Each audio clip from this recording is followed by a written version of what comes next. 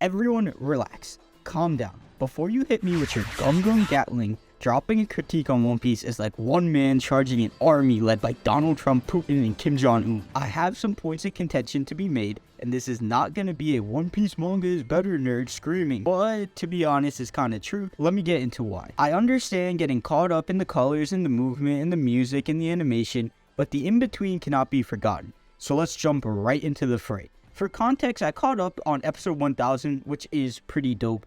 But then I switched over to the manga. The pacing is absolutely mind-numbingly horrendous, and the fact is, those memes about it getting good around episode 400 are pretty accurate. But that's kind of what led me to continue on, and obviously I did enjoy some of the other parts. But let me take the example of the forgotten child that is Dressrosa, otherwise known as the Alabasta copy.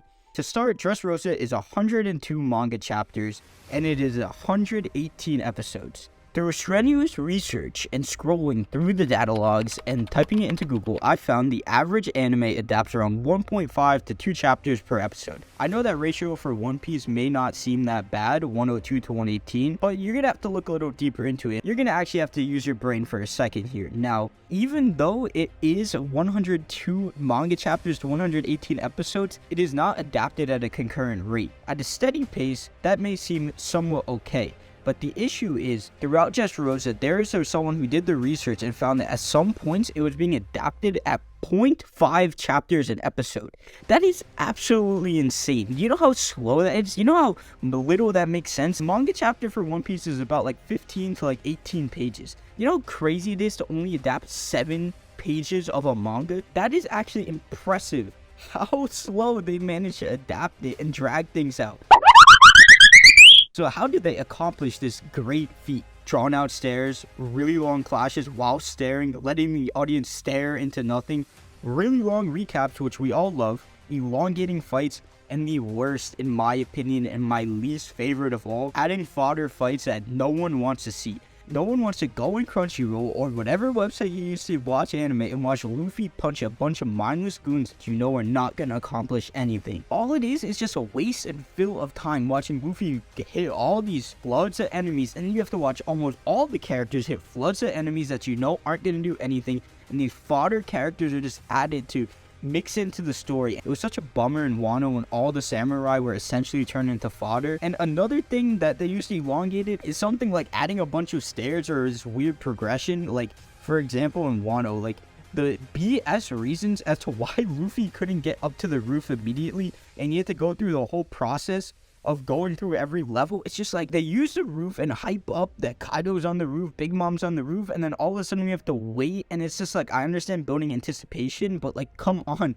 at that point, why did you even show it to us? It was just like drawn out anticipation that is like really annoying. I understand why they did it, but some of the other stuff, like Luffy would sometimes just get stuck in a rock, I think it was in Arlong, and then some other nonsense they used to at the start when he gets stuck in the cage. It's just like, that's stuff that should delay for maybe a chapter or two so you can maybe have Zoro fight the main villain or have someone else fight the main villain. But it's just like, why are you going to consistently do stuff like that with all the characters, and it just drags out the story for no reason? I know what you Einsteins out there are thinking. The manga is also drawn out if you scale it to other manga. Obviously, that is true to an extent, but the manga does not have all of those things like the fodder characters and the stairs. And obviously, it's common sense that you can read a lot quicker than you're watching something, obviously, right? So you can just speed read through something and maybe not even really process the fact that something was drawn out, especially when you're catching up on One Piece and you're speeding through it. You don't realize all the faults there.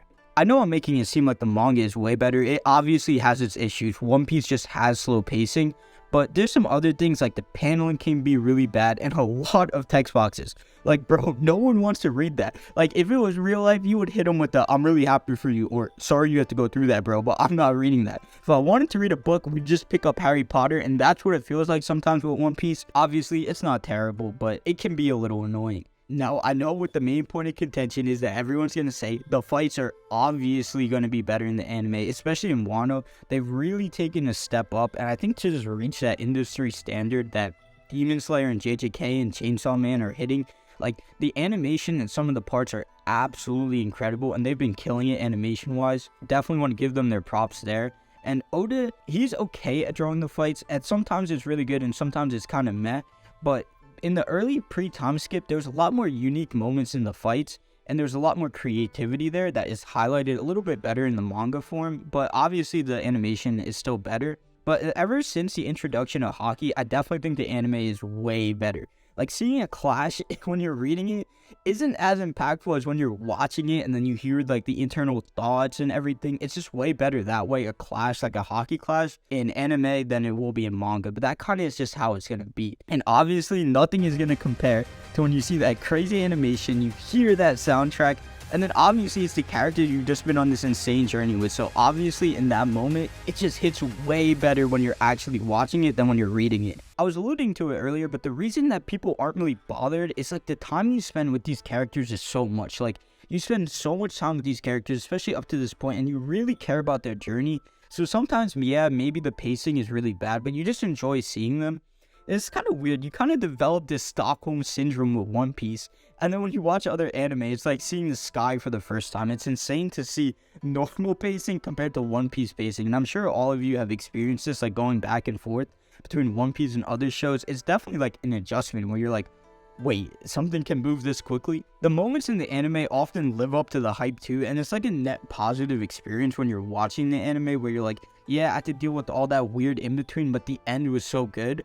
And because the end was so good and you know it's such hype, you knew that the end of the last arc was really hype, and you know that the end of this arc is going to be really hype, so you kind of just work through it like Big Mom amnesia and all that other nonsense. And in the end, there's like almost no way you can't call it a net positive experience. Maybe for some of you it's nostalgia, but I feel like for the most part, you just have such a strong connection to the story and the characters that you're going to just filter it out of your mind and only remember the good and forget the bad. And honestly, I can't fault you for that. Some of the moments are just so epic, you're like, who really cares that there was all this nonsense in between? The reason I feel, though, that One Piece has such bad pacing, and it's honestly almost a fact at this point, is that when One Piece started being animated, there was no such thing as seasonal anime like that. And it wasn't like popular for a huge franchise to go seasonal. They make so much more money putting out weekly episodes and weekly chapters that even though people complain, it's not worth it for them. They're putting out an episode every week, and that's insanely difficult to do. So that is a positive. Like, the money they're making is probably crazy,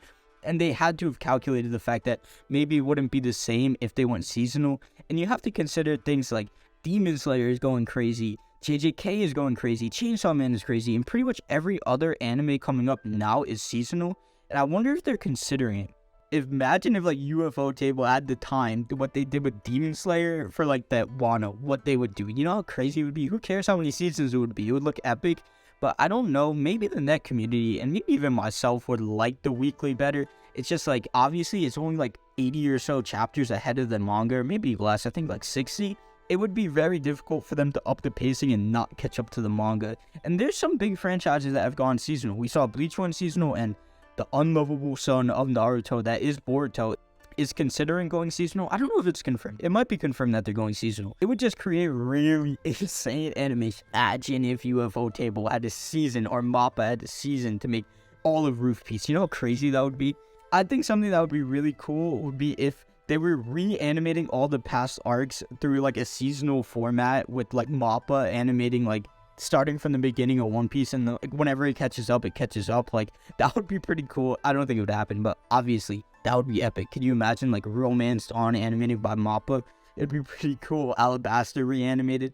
It's a good idea. I feel like a lot of these franchises like Naruto and the One Piece and Bleach should consider doing that. I don't think they realize how many people would just rewatch it with better animation. So obviously One Piece is a great story, but even greatness has to have its flaws. If you enjoy the anime, obviously continue watching it, but I would definitely recommend reading the manga. It's a way better pacing and it's way more bearable. That's all I have for you today. We're just getting started, so like, comment, subscribe, and I'll stay consistent and see you in the next one.